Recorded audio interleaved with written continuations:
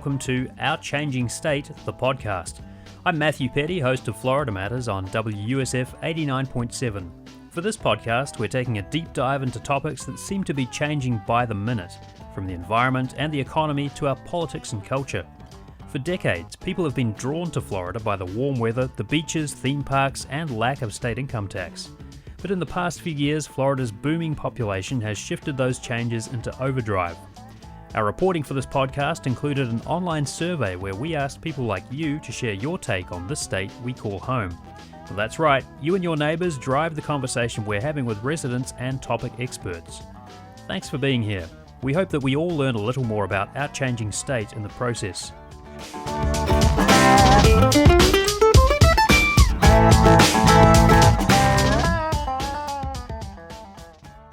You can see the signs of our growing population just by taking a drive anywhere in Florida. Whether it's a commute that takes twice as long as it did a few years ago, the frustrating search for parking, or the chaos around road expansions, the simple fact is more people means more cars on the road. Today, we start on one of the many tree-lined streets around Tampa's Seminole Heights neighborhood. I met up with Tampa resident Sharon Tagle on a hot, blustery afternoon, surrounded by road construction and rows of large orange traffic barrels. We talked about how she gets around and how that experience of getting from place to place has changed. My name is Sharon Tagle. I am retired. We are currently at the intersection of East Wilder and North Central Avenue in Tampa, which has been under construction for roughly the last year and a half. I drove out here to meet you. I had a little bit of trouble finding my way here because of the roads being blocked off. What was your experience getting here? I live in this town about 2 miles west of here, and we use these roads all the time, but whenever we turn a corner, we find a road we didn't know had been closed before. Do you have a sense of what the end goal is for some of this construction? They're replacing some old pipe.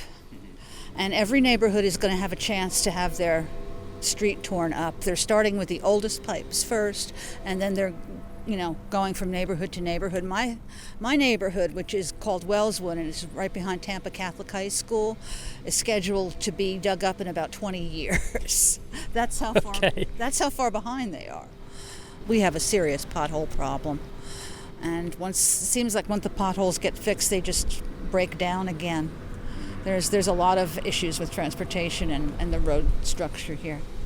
Sharon, tell me how long you've been in Florida. I have lived in Florida since 1989. And where was your first port of call? Where did you come to first when you moved here? I moved to St. Petersburg, which is nothing like it is now. I mean, you could roll a bowling ball down Central Avenue at 8 o'clock at night and not hit anyone in 1989. And then in 2009, I moved to Tampa. And why did you move? Why did I move? Yeah, why did you move from St. Pete to Tampa? I fell in love and met my current husband here. So we moved here, and he's lived in Tampa all his life. Okay. And he's very familiar with the area. You're from New Jersey originally? Mm-hmm. What brought you from New Jersey to Florida in the first place? Oh, it's a long story. My husband at the time, his company went on strike, and his brother was the shop steward, and he knew it was going to be a long strike. So he says, let's just move to Florida. That's what seems like what a lot of people are doing these days, only they're tech people instead of factory people. What was it like when you moved? Just describe your first impressions of the state back in the late 80s. Well, coming from a huge metropolitan area, we lived outside of Philadelphia. The first couple of years were rough because I had that this isn't how we do it up north syndrome. But once I got used to it, I started to enjoy it. And then the 90s and the 2000s brought a lot of cultural improvements to the area. It was very, very pleasant to live here. And then about 5 or 6 years ago, the huge influx started of people moving into Florida. And then COVID didn't help it any because DeSantis opened up the state to all comers, and things started getting crazy. My biggest concern is that with so many people moving here and driving cars and not wanting to give the cars up because we really don't have the public transportation in place, and there's no way to expand the roadways to make, say, a 2-lane into a 4-lane. There's no place to go. There's only so many people and so much room for transportation to expand. And you see how narrow this particular street is. And when you've got cars parked on both sides of the street, it's very difficult to move around. Do you use public transportation at all here in Tampa? If Uber counts, we started using Uber last year because we're retired. We really don't need to go anywhere on a bus, but we use Uber, and there's water taxis and stuff. But even after the pandemic, a lot of the stuff that was for leisure and fun has again since gotten very expensive, and doesn't encourage people to use it. And it sounds like you still drive a little bit. Yeah, we drive to the grocery store and stuff, but if it's a special event, you can't find parking downtown, and parking when it is there is very prohibitive. We've turned away from a couple of events because we couldn't find parking. Our plan when we retired, my husband and I both retired 6 years ago, was to have a leisurely life where if we wanted to get like a steak for dinner, we would run to the supermarket and pick up what we needed for the day and maybe go out for breakfast once or twice a week. And the traffic has made that dream totally unsustainable because we live a mile from the supermarket and sometimes it takes us 10 minutes to get there.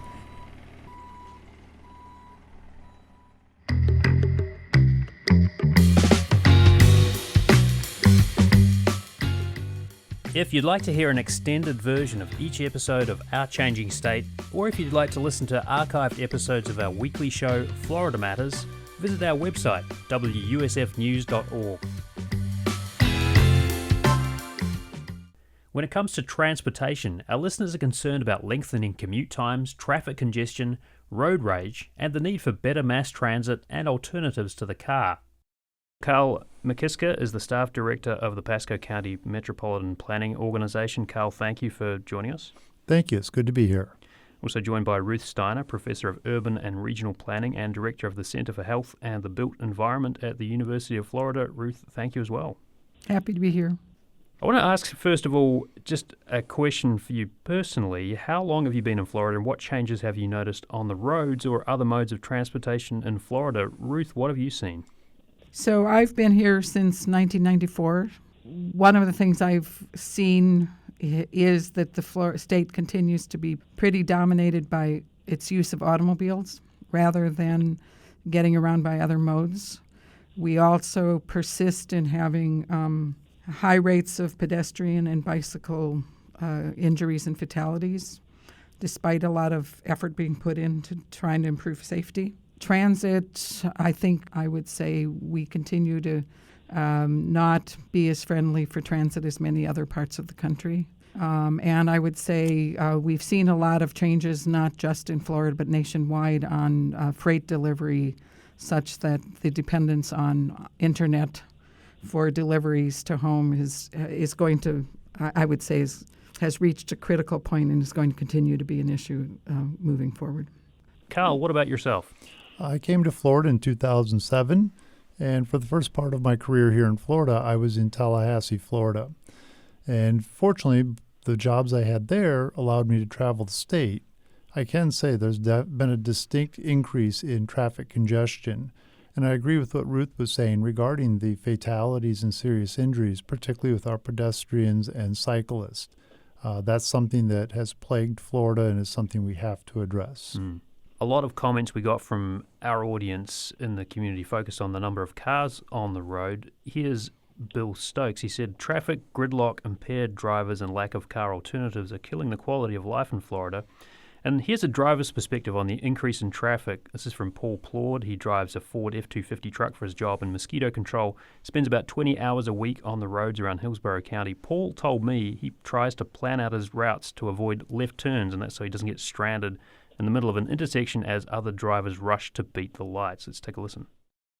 I can't speak for where they're coming from. I think there's bad drivers everywhere, but definitely the more cars there are, the more people you tend to occasionally run into people who are really in a rush that are going 20, maybe even 30 miles above the speed limit. You know, we all see them, every Florida driver, and we just have to stay in our lane, let them pass, let them do their thing, because we can't control them. We can only control what we're doing.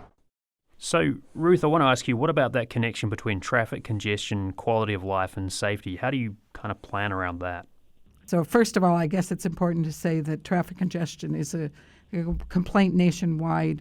There's one aspect of this comment that's really important, the avoidance of the left turns. Because Florida developed late, we developed on a system that has major arterials and not a lot of alternatives on how we get from point A to B.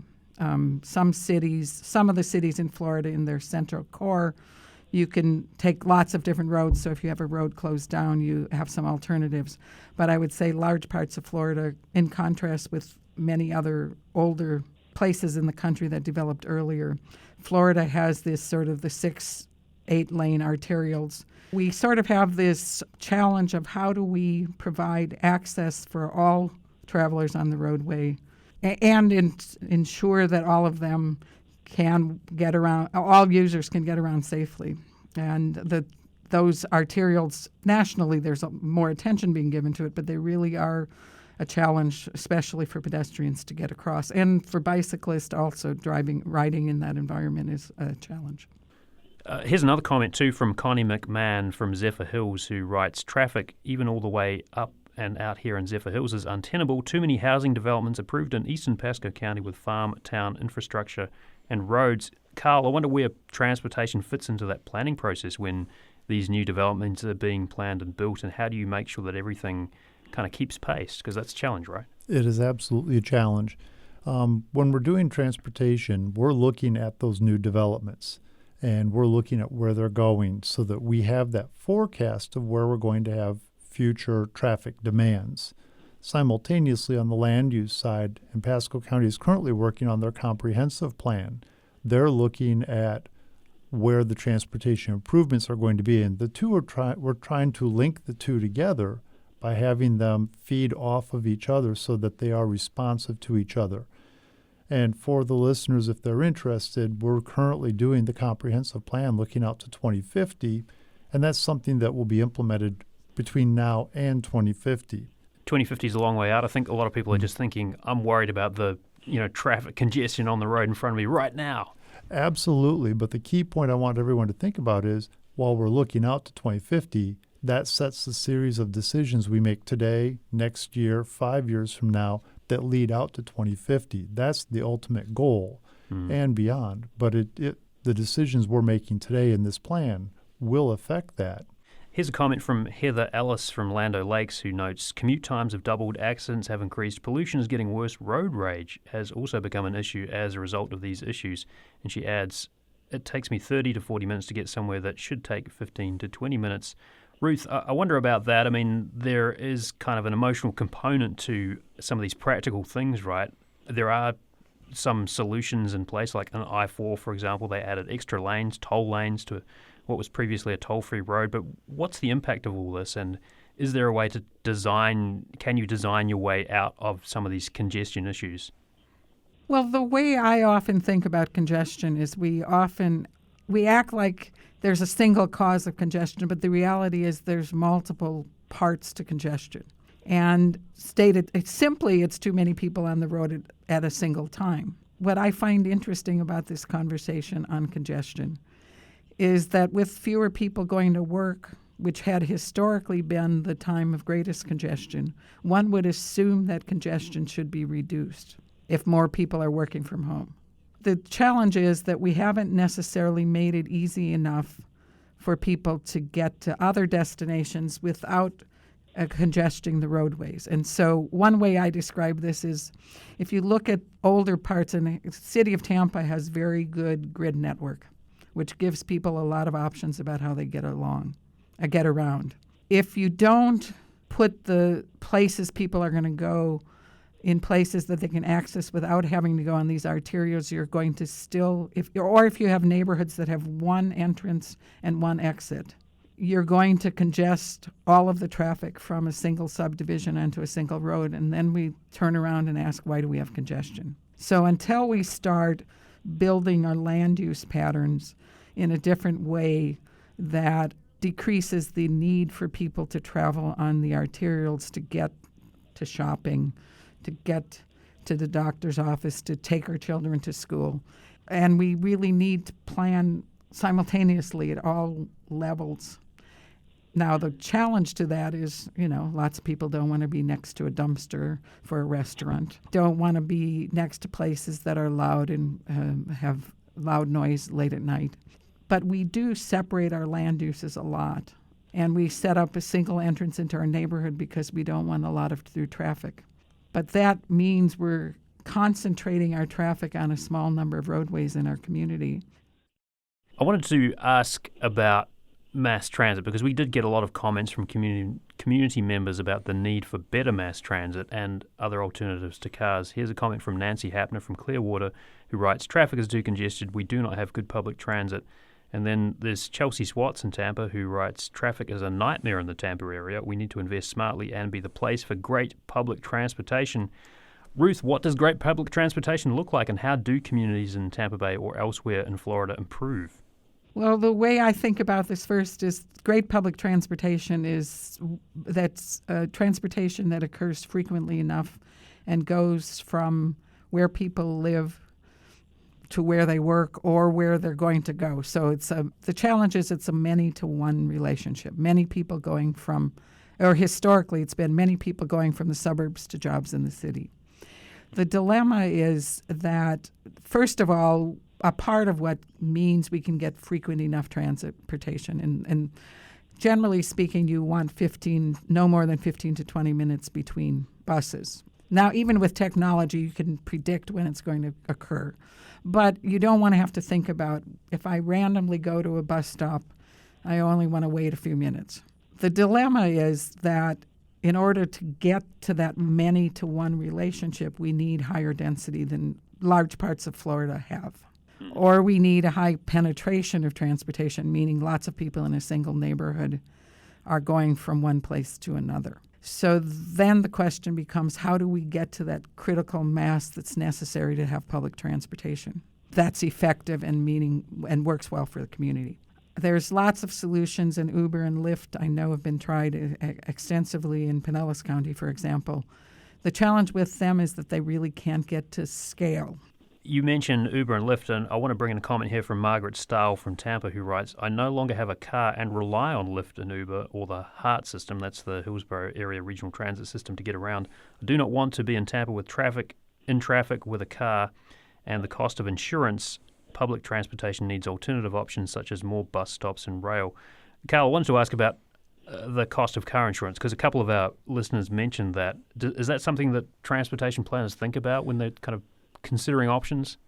So that's built into the overall cost of transportation via automobile.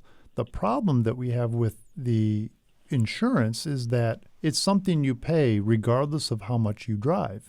And so it's a bit of a sunk cost, much like buying the automobile. Once you've purchased it, now it's available. And so I don't think it really goes into a decision-making process at the individual level for each trip. And that decision-making or look at it is really only on the gas used and the time that it will take. Yeah. The insurance doesn't factor into there. What about things like Lyft and Uber? Where does that fit into Pasco County's transit plan? In terms of transit, one of the things that does work well with Lyft and Uber and even the little scooters is that for that last mile to get between either your home and transit or transit and your destination, you can use these. And particularly with as warm as it gets here, the idea of walking a mile or a mile and a half is not appealing to a traditional transit rider. And that fills a niche and really can help transit. I would say there's another way that Uber and Lyft could be used. First mile and last mile is very important. But I would also say late night service where we know there's not enough service to have a large bus. Someone knowing that they can get a ride home after 8 o'clock at night may be important in getting them to take transit to go wherever they're going in the first place. So creating flexibility can be another good, for certain kinds of trips, can also be a good usage of Uber and Lyft in complementing public transit. What does the next 5 to 10 years look like on the roads from your perspective, Ruth? What do you think? Continued traffic congestion, because we still need to continue to work on providing those alternatives that a lot of your listeners speak about. and creating them, not just creating those facilities, but also creating them in a manner that people feel safe, that they're safe, convenient, and effective in serving the trips that people want to make on them. And Carl, what's your view on that? I'm going to agree with Ruth on this, except I'm going to go a little bit further and say not continuing congestion, but I think we're going to see increased congestion because we are growing our population faster than we are growing our transportation network. Very fortunately, we have a DOT that partners well with our local units of government, and that is not always the case in other states. And as a result, the voice of locals are going up to DOT, who has a large amount of funding to make solutions happen. So that is the one thing we have to look at and say we are very fortunate to have a cooperative DOT that is polite, respectful, and collaborative with our locals. So that is the one thing we have going for us. Well, we've been speaking with Carl McKisker, the Staff Director of the Pasco County Metropolitan Planning Organisation. Carl, thank you so much. Thank you. It's been a pleasure to be here. And Ruth Steiner, Professor of Urban and Regional Planning and Director of the Centre for Health and the Built Environment at the University of Florida. Ruth, thank you as well. Thank you for your time. I enjoyed this conversation. Thanks for listening to Our Changing State. Find more details about this series from WUSF Public Media, including photos of the people we're meeting across the Tampa Bay region on our website, WUSFnews.org. Find us on Facebook and Twitter. You can also stream our weekly show Florida Matters every Tuesday at WUSFnews.org. Our producer is Denora Prevost. Our podcast producer is Scott Wachtler. We also received support for this week's episode from engineer Jackson Harp, digital editor Carl Lischendrello, and news director Mary Shedden. I'm Matthew Petty. Thanks for listening.